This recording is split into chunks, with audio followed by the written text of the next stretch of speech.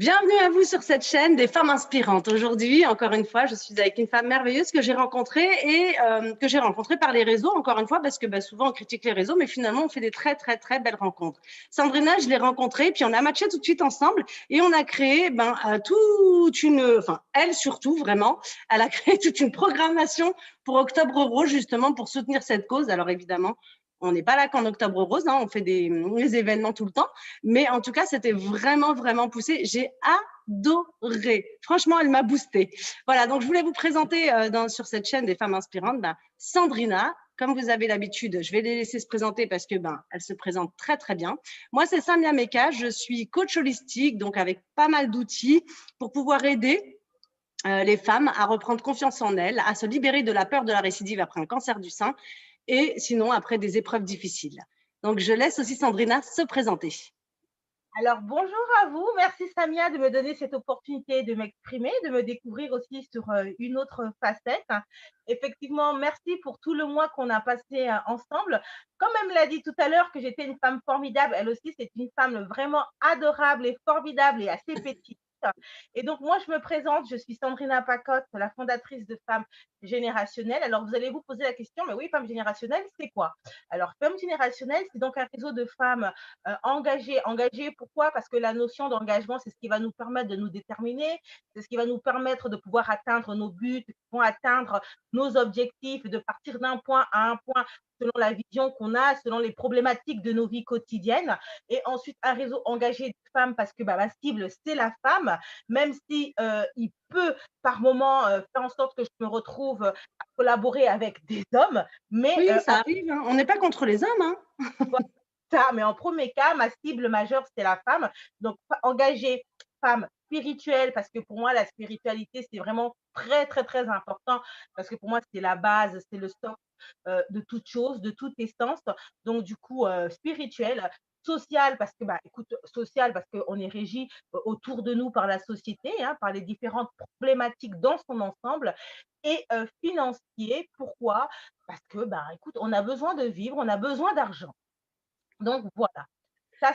C'est la première. À travers ce réseau, j'accompagne les femmes à pouvoir être outillées afin de développer, tout simplement leur business, de pouvoir gagner en visibilité et surtout de pouvoir retrouver leur personnalité et d'atteindre les différents objectifs de leur vie. Et puis de dire à une femme que, pour entrer dans l'action, il faut commencer par toi. Tu es le commencement de chaque début d'une action. Et tant que tu ne te lèveras pas, tant que tu ne feras pas quoi que ce soit pour changer, pour transformer ta vie, personne ne le fera à ta place. Il y a des outils, Carrément. des positions qui sont mis en place, des gens qui sont prêts à t'aider, mais si toi, tu ne te lèves pas, tu ne fais pas le premier pas, eh ben, tu ne pourras pas avancer. Et en parallèle, je suis aussi coach mindset de vie spirituelle. Et donc, à travers ça, à travers ma méthode Fiche Confort, j'accompagne les femmes justement à pouvoir se découvrir dans leur introspection personnelle pour mieux faire les choix qui vont abonder leur vie, pour mieux atteindre leur objectif. Waouh, tout ça, quel programme. Bon, vous avez entendu, mesdames, il y en a pour tout le monde, hein, que ça soit l'argent, que ça soit le business, que ça soit le mindset, que ça soit…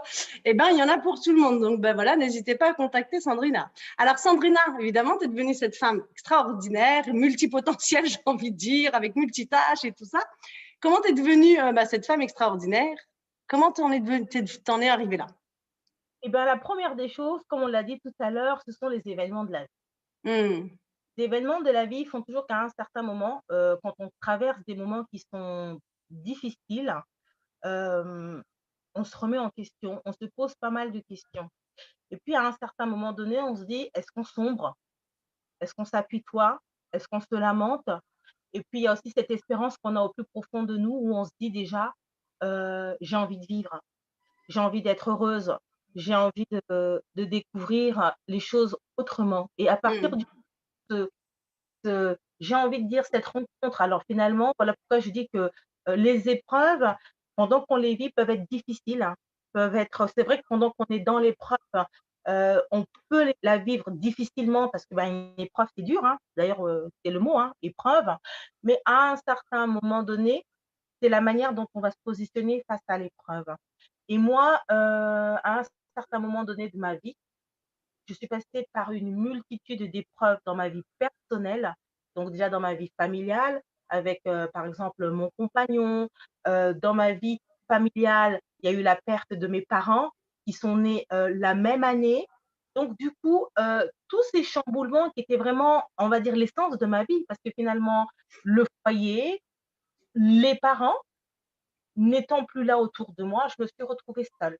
C'est-à-dire seule face au monde, face à la société et à ce moment-là, j'ai eu vraiment l'impression de vraiment de tomber, un gouffre et je me suis posé la question: «Mais qui je suis?»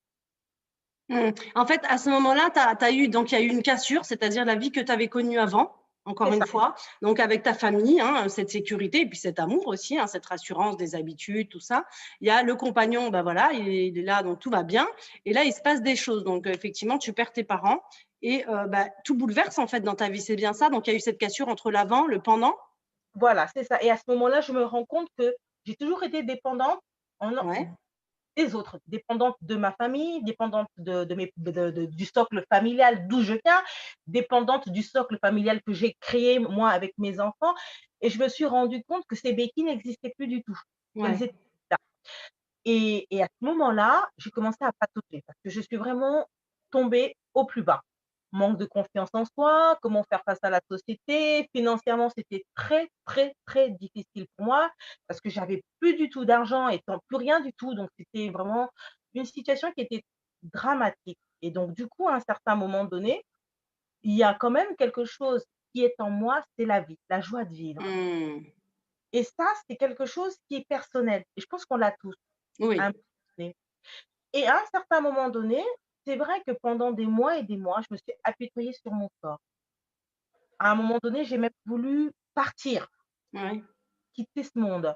À un moment donné, je me suis dit: «Je suis bonne à rien» et à un moment donné, je me suis dit: «C'est terminé» et pour vous dire, même mes enfants parce que souvent, on dit souvent que les enfants sont des catalyseurs. Pourtant, j'avais des enfants à bas âge, mais je n'avais même plus la force pour mes enfants. Tellement Mmh. là que je viens de me rendre compte qu'en fait, j'étais en dépression. Mmh. Parce que la dépression, c'est souvent les autres. Ouais. Souvent, on ne se rend pas compte parce qu'on a Mmh. nous, donc MAUX, à ce qu'on vit et puis finalement, on se rend compte qu'on est dans cette spirale-là, donc en fait dépressive.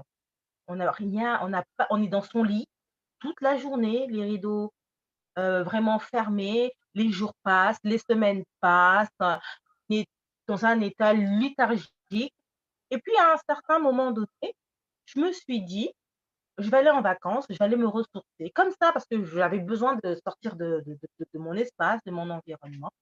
Et je me rappellerai toujours que ce jour-là, j'étais donc, avec ma famille, mes enfants, au bord de la plage et donc à ce moment-là, je suis allée dans l'eau. Quand je suis allée dans l'eau, en fait, ce que les gens ne savent pas, c'est qu'en fait, moi, j'étais partie dans l'eau pour partir, en fait, pour me D'accord, laisser donc tu voulais mettre fin à tes jours finalement pour dire: «Bon, bah, salut», dans l'eau, quoi? D'accord. et du coup, ben, je marchais dans l'eau, bon, je nage très bien, mais je me rendais pas compte, donc je laissais les vagues m'emporter et le rivage restait très loin derrière moi. Puis D'accord. très derrière moi, mais dans ce moment à ce moment-là, je me rendais Ouais. pas du tout, voilà et puis à un certain moment donné, il y a une grande vague qui est arrivée, vraiment mais vraiment et je dis d'ailleurs, je dirais aux gens de ne vraiment pas le faire parce que comme je dis Oui, merci Sandrina. pas le faire parce que, c'était peut-être mon appel à moi, c'était peut-être ma grâce à moi, mais j'aurais pu partir et peut-être aujourd'hui, je ne serais peut-être même pas devant vous en train de C'est clair. voilà, donc du coup, quand cette vague arrive et qu'elle m'aspire, donc bien sûr, tu rentres dans l'eau et tu ressors et lorsque je ressors, je regarde autour de moi et avec l'océan et là, je vois la beauté de la nature. Mmh. C'est beau parce que c'est en plein été, il y avait un très beau soleil et on voit la beauté de la nature et c'est ça l'essence, la beauté et là, en fait, je me rends compte de cette beauté, j'entends au plus profond de moi: «Tu veux partir alors que le monde est beau? Tu veux partir alors ils ont fait leur vie. OK, ça n'a pas marché, mais toi, tu es encore là. Tu peux encore faire quelque chose de ta vie» et là, je me suis ressaisie et c'est vraiment à partir de cet instant que j'ai renagé vers le rivage et à partir de cet instant jusqu'à aujourd'hui, ça a été fini pour moi, cette ancienne vie. C'est-à-dire que j'ai fermé la porte c'est-à-dire l'acceptation. J'ai compris à ce moment-là que ma vie avait changé, que ma vie ne sera plus jamais celle que j'avais autrefois et que à partir de cet instant, soit, bah, tu te lamentes et que tu te retrouves dans des situations, bah, similaires comme ce que tu viens de faire, jusqu'à ce qu'un jour vraiment, tu vas te retrouver vraiment de l'autre côté, donc c'est-à-dire, bah, morte, ou tu te lèves et tu reprends petit à petit et comme de par Attends, juste un instant, je te coupe, tu m'as donné des frissons à ton histoire. Effectivement, le fait de, moi, ça me fait penser à beaucoup d'histoires encore, c'est qu'une fois que tu as vraiment atteint le fond, tu as le choix. Soit finalement de revenir, soit bah, de continuer ton histoire. Et donc là, toi, tu as décidé, tu as eu la force en tout cas de revenir. voilà, c'est ça et j'ai eu cette force de revenir, et d'ailleurs je n'ai plus pleuré à partir de ce jour-là. Et il m'arrive parfois d'aller chercher ces larmes et je les ai plus du tout. Ouais. Je les ai plus, parfois je les cherche, je dis: «Mais elles sont où ces larmes?» elles est je je vais peut-être pleurer pour des choses de l'instant T, de ce que je peux vivre d'aujourd'hui, mais plus de cette époque-là. Ouais. J'aurais beau faire, je au contraire, c'est devenu une source. Je me suis dit: «Sandrina, tu vas en faire une richesse, tu vas en faire une force. Tu vas te dire que, tu vas accompagner ces femmes-là. OK, pendant 7 ans, tu as pas travaillé parce que j'avais fait 7 ans sans travailler. Donc il y a toute cette peur qui était là. Oui, OK, mais c'est possible de retrouver ton chemin. C'est possible de reprendre ta voie. C'est possible, d'être une personne dans cette société. Ta vie a de la valeur, ta vie a du mérite, donc bats-toi. Et c'est ce que j'ai commencé à faire petit à petit. Et au départ, sincèrement, quand j'ai commencé, je ne savais pas la belle aventure que j'allais vivre. C'est quand je me suis réveillée un bon matin et que je me suis dit: «Tiens, je vais créer Femme Générationnelle. Tiens, je vais devenir coach de vie». Non, pas du tout. À ce moment-là, je ne savais pas encore exactement où est-ce que j'allais partir. Donc j'étais d'abord dans un travail de reconstruction personnelle. Oui, ça c'est important hein, parce que encore une fois c'est une partie. Ça veut dire que on a l'habitude de raconter son histoire linéaire, mais en réalité il y a des parties. Donc il y a eu la partie effectivement où tout s'effondre, la partie où effectivement bah toi bah t'en peux plus, la partie où effectivement bah ok c'est ok tu décides finalement de vivre et la partie où bah là tu vas te chercher professionnellement, tu vas te chercher dans qu'est-ce que tu veux être aujourd'hui parce que vu que tu as cassé avec la Sandrina qui était avant et vu que tu veux pas reproduire les mêmes schémas, automatiquement, tu fais d'abord un travail de recherche, j'ai envie de dire, c'est ça, de soi. Exactement et donc en refaisant ce travail de personnel, c'est là où je vais me rendre compte que j'ai besoin de développement personnel, Ouais, besoin de bien-être, qu'il faut briser tous ces process, ces croyances limitantes qu'on pouvait avoir, que ce soit culturel, bien sûr. d'origine C'est très important africaine, ça. Ouais. que je sois intégrée. Donc toutes ces choses-là pour se reconstruire et puis finalement être soi Mm. et c'est à partir du moment où on est soi, qu'on commence à avoir de la détermination, qu'on commence à avoir ce courage, cette force, qu'on commence à se dire non, parce qu'avant c'était toujours oui pour tout le monde, oui, toujours, en pensant qu'en disant oui, on va nous accepter, oui, et à un certain moment donné, je me suis dit, Sandrina, il est temps de savoir ce que tu veux. Est-ce que tu es venue accompagner les autres ou est-ce que tu es venue apporter ta pierre? Moi, j'aime souvent dire ta partition. Et donc, à partir de cet instant-là, j'ai commencé à faire ressortir le potentiel qu'il y avait en moi. Et le Ouais. potentiel pour moi, c'était l'écoute. Et ça, je l'avais déjà, parce que c'est quelque chose qu'on invente. Je constatais déjà que depuis toujours, j'étais toujours une âme bienveillante, que très créative déjà à la base et puis très sociale. Donc j'avais tous ces petits traits de caractère qui étaient déjà ancrés en ma personnalité, qui finalement m'ont beaucoup aidée dans ce que j'ai eu à faire.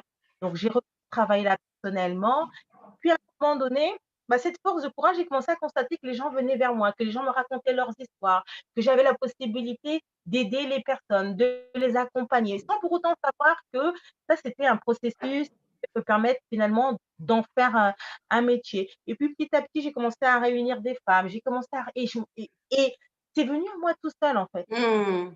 Ali et puis finalement, je voyais que les femmes me disaient toujours: «Tiens, Sandrina a fait ceci, tiens, Sandrina a fait cela». Je remarquais que ces femmes, en fait, quand il y avait par exemple des événements, bah, t'appelaient: «Tiens, Sandrina, on a besoin de toi, tiens». Puis finalement, je me suis dit: «Mais Sandrina, tu as une véritable valeur, en fait. Mais tiens, Mm. tu peux faire ceci». Moi, je me suis posé la question, heu, comment je peux transcrire cela? Ouais. Comment je peux, me mettre au service des autres? Donc, une fois que tu t'es trouvé, on va dire entre guillemets, une fois que tu as fait ta recherche et que tu as décidé aussi de te regarder pour justement mettre en valeur qui tu étais réellement profondément, tu as commencé justement à cheminer sur un autre chemin, celui du professionnel. Parce que tu voulais accorder effectivement qui tu étais réellement avec ce que tu pouvais faire pour les autres. Et donc là, finalement, tu as d'abord, toi, d'abord, hein, tu t'es cherché, tu t'es trouvé, tu t'es informé, tu t'es formé. Et à la suite de ça, effectivement, professionnellement, c'est arrivé. C'est ça? Donc, il y a eu plusieurs démarches quand même. Ça, ça démarche. Moi, j'ai envie de vous dire, ça va faire à tout casser 5 ans. Donc, Mmh. 5 ans d'expérience, 5 ans vraiment de transformation, de changement. Et j'ai envie de dire qu'on continue, hein, on n'est pas, on Oui, oui, continue. bien sûr, rien ne s'arrête, hein, c'est toujours un cheminement. J'ai toujours besoin de me former chaque jour un peu plus. C'est vrai qu'en fonction des paliers, c'est-à-dire que je peux être le mentor de quelqu'un, mais il y a des personnes qui sont devant moi qui sont aussi mes mentors. Bien Donc, sûr. on est en fonction de la strate. Et donc, du coup, c'est à partir de cet instant, je me suis dit, bon, maintenant, tu as cette capacité, donc tu as cet âge-là.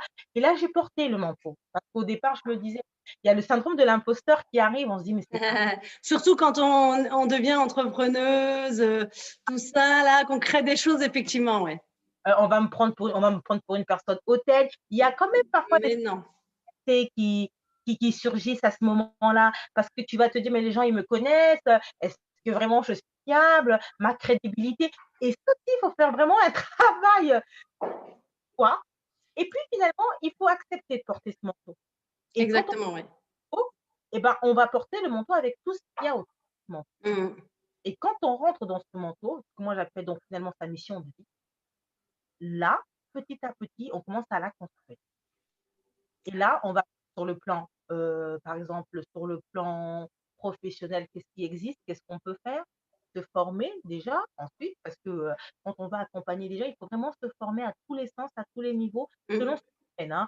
Ça dépend de ton expertise, que tu sois coach, que tu sois peu importe ce que tu veux faire, mais il faut quand même une bonne formation, une bonne assise puisqu'on l'a pas fait, de par notre vie passée. Donc du coup, pour mieux structurer tes pensées, pour mieux les canaliser et ensuite voir sur le plan administratif aussi qu'est-ce qui existe pour pouvoir, en faire un corps de métier, pour en faire une profession. Donc petit à petit, bah, j'ai commencé à mettre tout ça, en place et une fois que j'ai mis ça en place, donc en parallèle, donc j'ai commencé à faire, les 2. Donc une fois que tout ça était en alignement administrativement et ben, là, je pouvais me positionner en disant que bon, je suis dans tel domaine. Là, maintenant, je suis formée et donc je continuerai à me former. Je pense que la formation, ça ne finira jamais. Donc à ce moment-là, maintenant, on va rentrer dans les objectifs de notre vie, donc l'accompagnement. Et donc là, au fur et à mesure des choses, j'ai commencé à mettre des choses à disposition, des formules à disposition pour pouvoir accompagner, toutes ces femmes qui passeront soit à travers le réseau, heu et là, à partir de ce moment-là, c'est devenu une richesse énorme, c'est devenu vraiment une passion et puis finalement, je me suis rendu compte que c'est devenu quelque chose pour moi de vital. Parce Mmh. je rencontre de belles âmes telles que Samia, qui justement, c'est un exemple concret parce que moi j'aime bien prendre des exemples concrets. Samia fait partie aujourd'hui de cette belle aventure. J'ai pu la rencontrer parce que justement je suis dans cet univers-là Merci. et Samia, entre guillemets, je rencontre des multitudes, des profils et c'est ça qui est beau, cette diversité de femmes, compétentes les unes des autres, des parcours, des histoires fabuleuses et tu te rends compte que mais finalement, tu n'es pas si seule que ça, qu'il y a aussi d'autres Mmh. femmes qui ont vécu, c'est peut-être pas la même histoire, hein, peut-être pas le même vécu, mais elles aussi, elles ont eu cette force de se battre à leur manière et donc du coup, c'est ça qui va former le réseau. Voilà pourquoi on dit un réseau de femmes engagées, parce qu'elle aussi dans son univers, elle est engagée pour sa cause, telle que Samia. Voilà pourquoi quand j'ai vu cette belle âme, Samia, elle était si déterminée quand elle m'a expliqué son histoire, que je l'ai vue, j'ai dit: «C'est pas possible!» J'ai dit: «Ah bon, Samia?» J'étais là, je la regardais toute souriante parce qu'on en a discuté, peut-être qu'aujourd'hui on n'en parlera pas de mon père qui lui aussi avait eu un cancer, hein, c'est pas le sujet, du jour. Mais donc je sais ce que c'est que de vivre avec un proche qui avait c'était pas le cancer du sein, lui c'était le cancer du côlon, mais la maladie en tant que telle, il est plus. Lui, il s'est battu pendant 3 ans et puis bon, voilà. Et mais quand je vois que Samia, elle est encore là bien vivante, toute belle, remplie. C'est-à-dire que la maladie n'a pas laissé les stigmates et elle a envie. Moi, c'est ce que j'aime. J'aime voir ça. J'aime voir ces femmes qui se relèvent et qui disent: «Oui, on est passé par là. Oui, ça a existé. Oui», c'est-à-dire qu'elles ne renient pas ces moments-là, mais ces moments-là sont devenus finalement une force. C'est devenu un catalyseur pour permettre d'avancer et c'est Merci Sandrina. Et du coup, merci beaucoup Sandrina hein, pour avoir fait cette parenthèse en parlant de moi. Tu m'as fait rougir. Mais effectivement, c'est beau. Mais tu as dit une chose aussi très, très importante, c'est que en fait, tu as besoin, entre guillemets, hein, quand il t'arrive des choses comme ça, de déprimer et d'aller au plus bas. Et ensuite, c'est à toi de décider si oui ou non tu t'engages avec ta vie. Parce que la première chose avec laquelle on s'engage, c'est finalement sa vie. Et ensuite, de décider de ce qu'on fait, de nos expériences. Parce que c'est ça aussi la complexité. Toi, tu as décidé vraiment de dire oui à la vie. Moi, c'est ça que j'entends hein, dans ton parcours. Oui à la vie. ça, oui à la vie, c'est-à-dire que je me suis dit: «Il faut que tu te ressaisisses. Ouais. Il faut que tu réapprennes à marcher. Tu es tombé, OK, tu es sur un champ de mine, OK, mais tu vis». Et Alors oui, oui. Donc la façon dont tu vis, c'est ça vraiment qui va définir finalement.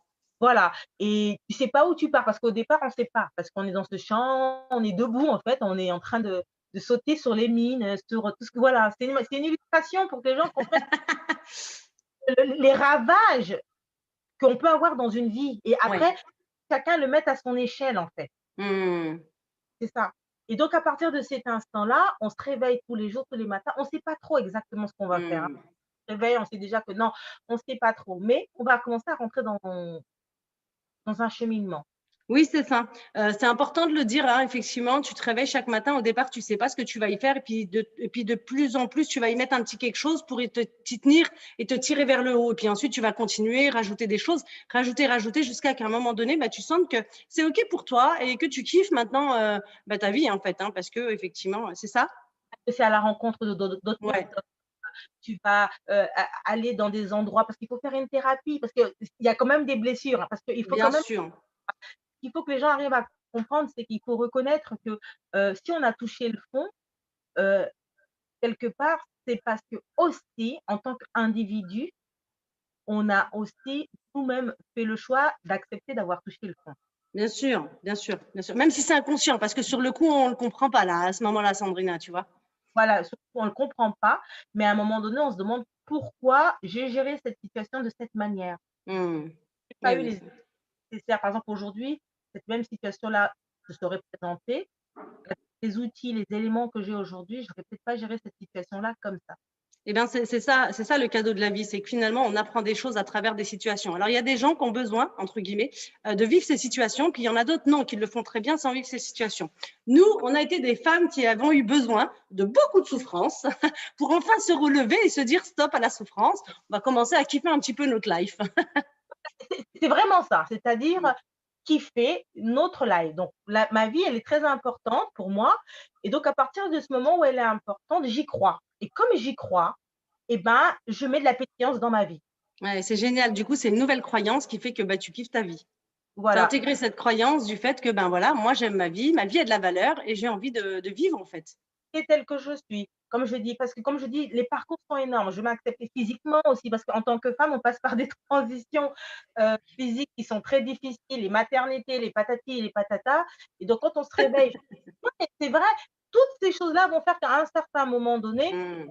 devez vivre selon les indicateurs que la société a imposés et là je parle, je pèse mes mots lorsque je mets vraiment imposé. Est-ce que tu t'acceptes tel que tu es et finalement tu vas aussi, dans ton champ finalement, tu vas aussi écarter pas mal de personnes. Ah ouais, c'est marrant. C'est marrant que tu parles de ça parce que justement, je suis en train de faire un challenge, tu sais, 5 jours justement pour kiffer ton corps en fait. Parce que justement, quand tu sais, quand tu as vécu des épreuves difficiles, quand tu as vécu des maternités, peu importe ce que tu as vécu et que tu changes ton corps, c'est la première chose auquel effectivement on a à faire, c'est la matérialisation de nos pensées, c'est-à-dire C'est notre corps. Et donc là, je trouve que bah, ça colle tout à fait. c'est important parce que, on se regarde dans le miroir, Oui. heu, Ou on se regarde plus. voilà, on regarde plus, il suffit parce que moi, par exemple, quelqu'un pouvait me dire quelque chose de désobligeant sur par exemple sur mon physique, ça pouvait me paumer ma vie pendant 3 jours. Ouais, ouais, tellement tu prenais la remarque comme si c'était une vérité. Voilà, Ah, et puis ça te touchait, ouais. déstabilisée à un point, mais vraiment, à un point, mais alors qu'aujourd'hui, ça me déstabilise plus du tout. Ouais. Parce que l'opinion des uns et des autres, ils sont libres et ils ont le droit. On Mmh. peut pas faire à tout le monde, voilà. La personne a le droit de dire: «Tu me plais pas, tu es pas belle, tu es trop grosse, tu es ceci, tu es cela». C'est sa vérité, c'est sa réalité selon ses indicateurs à cette personne. Mais Exactement, qui elle me exactement. dit: «Moi, aujourd'hui, ça ne me déstabilise plus du tout». Ce qui fait que, je suis plus en train de courir derrière les régimes.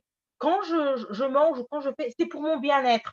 Ce Mmh. n'est plus, c'est-à-dire que mes objectifs ont changé. Oui, Ce c'est n'est ça, c'est pas pas physique pour plaire aux autres, c'est parce que, bah, moi je kiffe ma vie et comme je ça. kiffe ma vie, je m'alimente, bah, finalement pour que mon corps soit bien, en pleine forme, pleine énergie et puis Voilà, continuer à vivre très longtemps.